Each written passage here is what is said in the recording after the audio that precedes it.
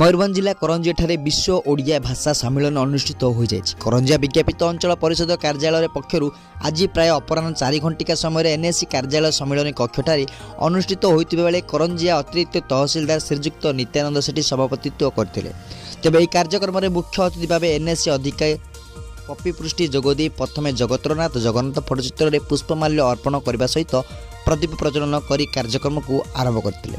मुख्य वक्ता भाव श्रीजुक्त भागवत चंद्र लेंका जोगदे बेले सम्मानित अतिथि भाव एनएससी उपाध्यक्ष स्वरूप कुमार परिजा एनएससी कार्यनिर्वाही अधीक्षक ललित कुमार नायक प्रमुख जोगदे। अतिथि माने ओडिया भाषार गौरव तथा संस्कृतिर महानता संपर्क में आलोचना करने सह यार विकास तथा सम्मान रक्षा उद्देश्य मार्गदर्शन दे निज निजर वक्तव्य प्रदान करथिले एवं आगामी दिन में जो व्यवसाय निजर ट्रेड लाइसेंस करेंगे से प्रथम निज व्यवसाय करुवा नाम ओडिया रे लिखिबे जदि लिखिबे नाही ताकू ट्रेड लाइसेंस मिलिबो नाही बोली एनएससी कार्यनिर्वाही अधिकारी निज वक्तव्य रे प्रकाश करथिले।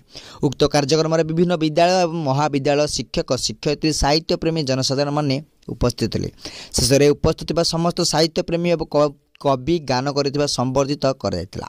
उक्त कार्यक्रम को भरत चंद्र दास परिचालना करे एनएससी कार्यालय समस्त कर्मचारी सहयोग करथिले। कार्य शेष में करंजिया एनएससी उपाध्यक्ष स्वरूप कुमार परिजा उपस्थित समस्त सदस्य को कृतज्ञता सह धन्यवाद अर्पण करथिले। रायरंगपुर श्यामल दुपड़ांग रिपोर्ट दिग्दर्शन न्यूज।